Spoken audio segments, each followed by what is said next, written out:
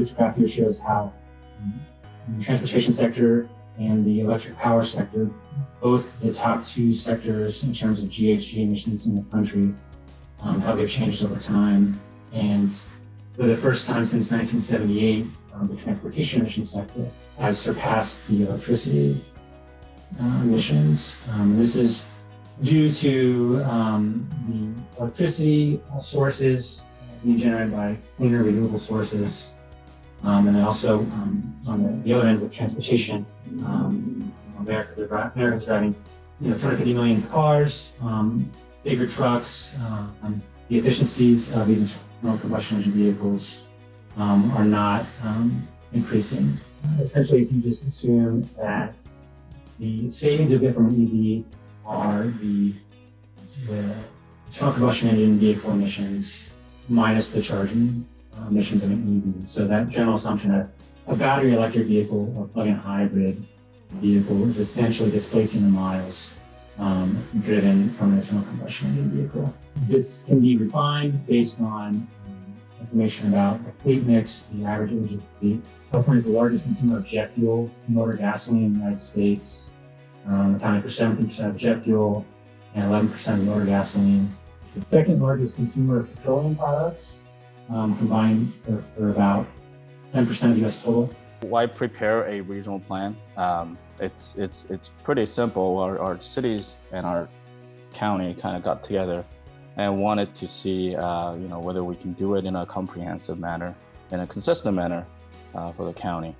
So we embarked on this effort. So what are some of the goals of the regional plan?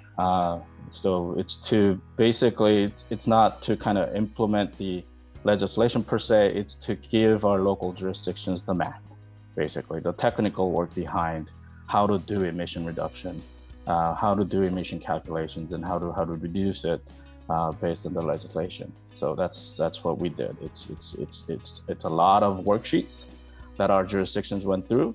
The GHG is going up. Okay, how do we reduce it? What kind of policies do we need to adopt? And how much is that going to reduce for each of our jurisdictions, right? If we don't do a regional plan, everybody in our jurisdictions will have a different approach.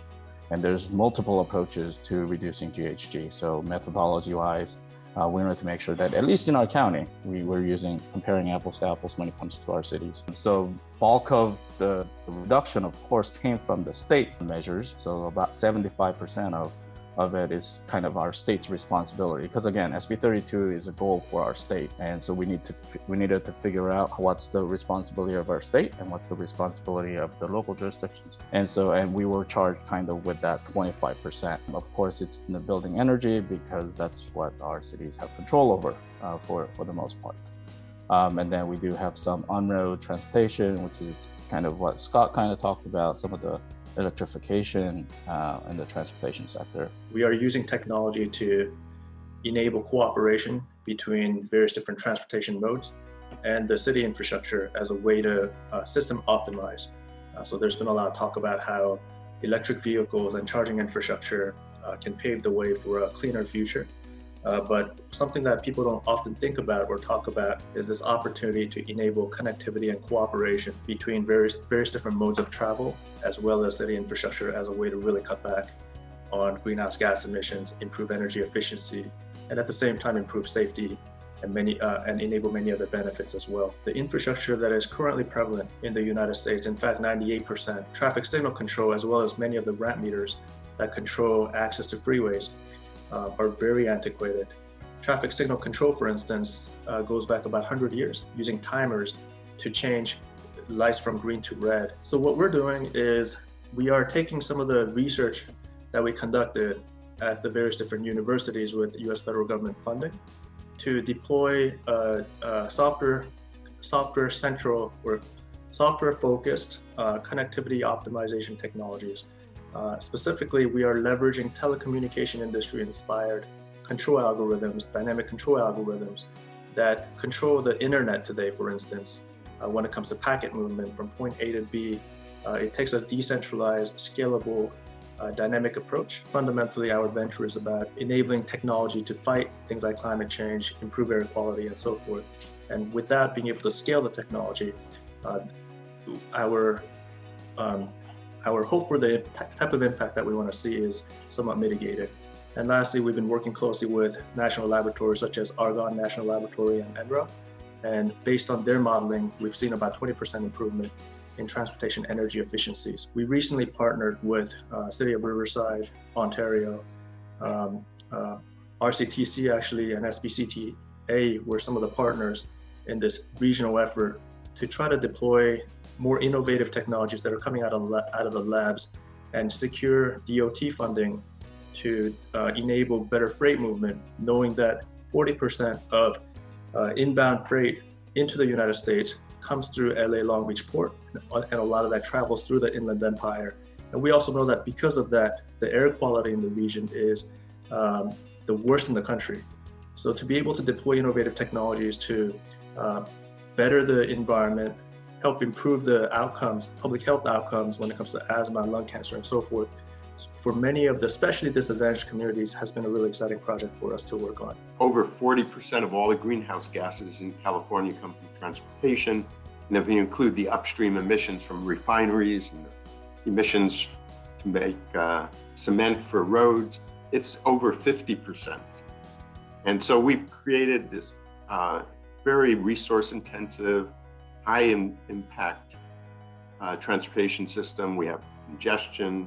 And if we look at transit, ridership has been, if you look at it in trips per person, it's been going down since World War II. If you look at it in just the total ridership, it had been diminishing for the last decade in the US.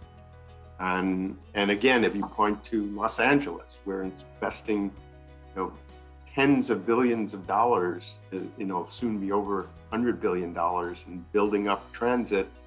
And yet transit ridership has been going down. And LA is not an anomaly. It's almost every metropolitan area in the country had been seeing decreased ridership through the last decade. And of course, now with the pandemic, it's plummeted. We're down about 60% or so less ridership. We've created this car-based monoculture that if you're physically not able to drive, if you don't have enough money, then you're really marginalized. Mass transit serves less than 2% of passenger miles. It's tiny. So of course it plays a very important role in some downtown cities, but overall it does not do a good job. And the last item here in red, I think highlights it, that if we look at taxis are the most expensive mode of personal travel, and yet almost half of the taxi trips are by low-income people. And that's because they don't have good alternatives. From an environmental perspective, we have electrification, we have battery electric vehicles, fuel cell, hydrogen, we have the pooling and sharing, we have micro-mobility, we have the what we call the TNCs, the Lyft and Uber, and Via. We have what we call micro-mobility, that's the shared bikes and shared scooters. We need to use policy to push them in the direction that's in the public interest. Mobility justice, that's the idea. We have all these marginalized populations and people. Let's do everything we can to increase accessibility and mobility for those populations. Let's do this in a way that is less cost for roads, for parking, for vehicles, for us as individuals, for us as an economy, and create healthier communities. We can do all of this, and we are on the trajectory to do this, but we do need to make sure we do this right. We can't solve our problems with the same thinking and the same government institutions and rules and research that we used when we created them.